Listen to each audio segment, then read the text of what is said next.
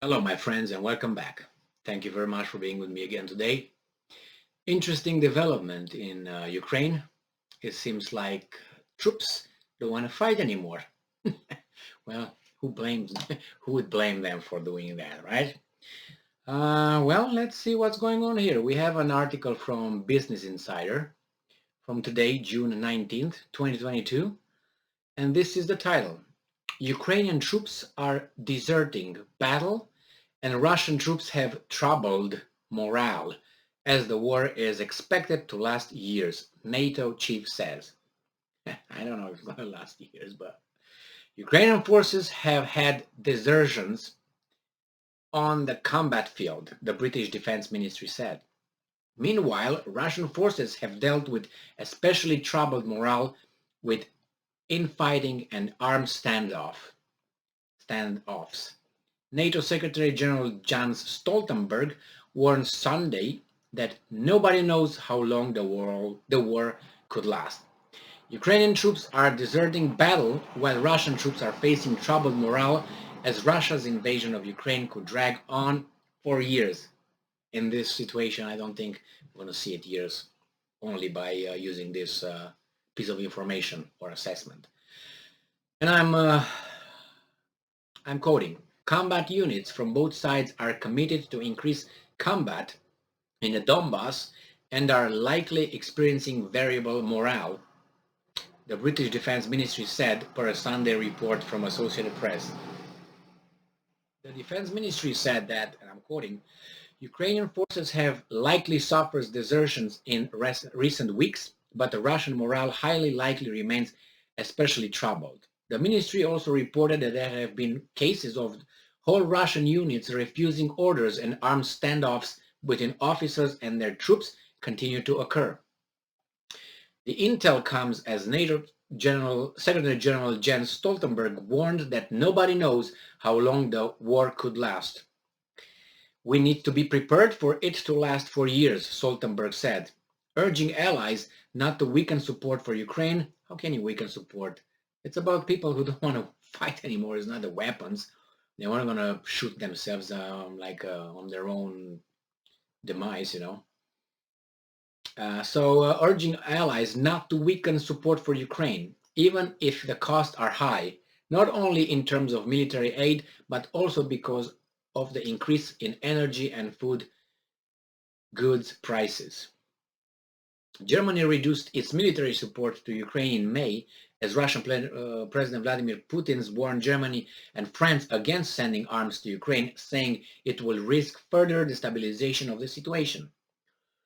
Well, it's easy for Stoltenberg, who has no allegiance to anybody and anything, to say, well, guys, you got to keep fighting. Guys, you got to support them. Yeah, why don't you send some more weapons? Why don't you kill some more of your boys over there? It's very nice for him. He's good. He's a very important person, you might say. But as I say, I don't always, but I send you back to that meeting between Stoltenberg and then President Trump of the United States. That meeting, if you remember, I posted in one video and that I made, but you can still find it online on YouTube, for instance, where they meet Trump and Stoltenberg, and you see how Stoltenberg runs to the hills. He's like, oh my God, runs for cover, and you can sense who's the boss in that room, and it's not Stoltenberg, the chief of NATO, and the United States is the boss. In that case, Trump was the boss. Just listen to that conversation. Stoltenberg tries to say something back, and Trump gets him and like mops the floor with the guy. Good or bad, it tells you who is in charge. That alliance. It's United States' club, and they are the leaders and the owners, and they do whatever they want. And Stoltenberg can be taken out and thrown out, and another tool could be put in. Who's going to do the bidding of whomever is in charge in Washington? It's not his own man, but no, nevertheless, Stoltenberg is over there like what's her name, Ursula von Leyen or whatever her name is, the president of European Union. The same way, taken out, another one in. Vote for her, yes, good. She's the new leader. All right, that's how it works. Nevertheless, let's go back to this thing. Of course, there are desertions. Yes, And that happened in any war, in any army. There are people who don't want to fight anymore. They're just, they say, okay, I'm done. They can't make it mentally, physically, and they don't find justification at one point when you're under so much pressure. You say, well, screw it, you know what I mean? Why didn't these guys, discuss this before? Why do we have to be here? All kind of questions. So there are, and the standoffs, I believe there are, and believe me, it's not only among Russian troops, it's Ukrainian troops as well. You know what I'm waiting for? And I haven't heard one article regarding that, but I have no evidence but experience, and experience based on things that you read from history, from the past. And you will realize that things like this occur in any kind of army. There are groups that will refuse to fight anymore, or there are factions in the groups. They would say, you know what, we're not going to go for it. We're not going to follow these orders. Regardless how disciplined you are, you reach a point, and besides, you're going to have certain generals, and it's a lot of pressure put on these generals. Why? Because these generals are not like, oh, we're going to follow orders and that's it. No, they all have ambitions. They all have ambitions. So it depends who sponsors your ambitions, who fuels your ambition from behind. Not that way, but you know what I mean. It's going to tell you, do this. If you do this, we're going to make sure that you're going to be the one. And they're all have poison, in their ear, or their ears are poisoned and so on, because they're not over there in order to serve Ukraine or serve Germany or serve Russia. No, they have the weapons, so that means they are right there.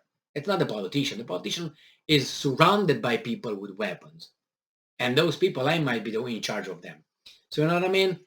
I'm pretty sure there are a lot of things in Ukraine that happen not only among Russians, among Ukrainian forces, where you have certain generals that really, really, really would like to split and be the ones and disagree with this and that. And I mean, remember, I don't want to. I can use. I'm not going to use it anyway. There are examples in history. You can find in military history examples where generals said, you know what, I'm not going to follow this order, or it's impossible to do it. I'm not going to do it. And Germany, Second World War, Germany has some examples as well. And there was a disciplined army compared with, I don't know, I would say with Ukrainian army, or even with the Russian army. But nevertheless, how can you compare that? Well, by the level of society's civilization, or at least certain other aspects. Following orders, being a disciplined society, and I don't think I it's you can't say certain things, unfortunately. So I will prevent myself from saying certain things. All right. Nevertheless, as I said, this occurred in every instance, every war. Of course, if it's not a short, war for about 2 weeks or something, that you don't have time to have the war fatigue or battle fatigue or whatever it's called to settle in. But it's 4 months, so we're getting there. And besides, I think the Ukrainians are really on the defensive. They claim that they are in the offensive, but if you look on the map, the battles are fought westward, westward, westward. That tells you these guys are gaining momentum, and we'll see. I think they will run out of people, not of weapons. People. I'm talking about Ukraine. Thank you very much for being with me again today. Stay strong, stay smart, look for the truth, and be just.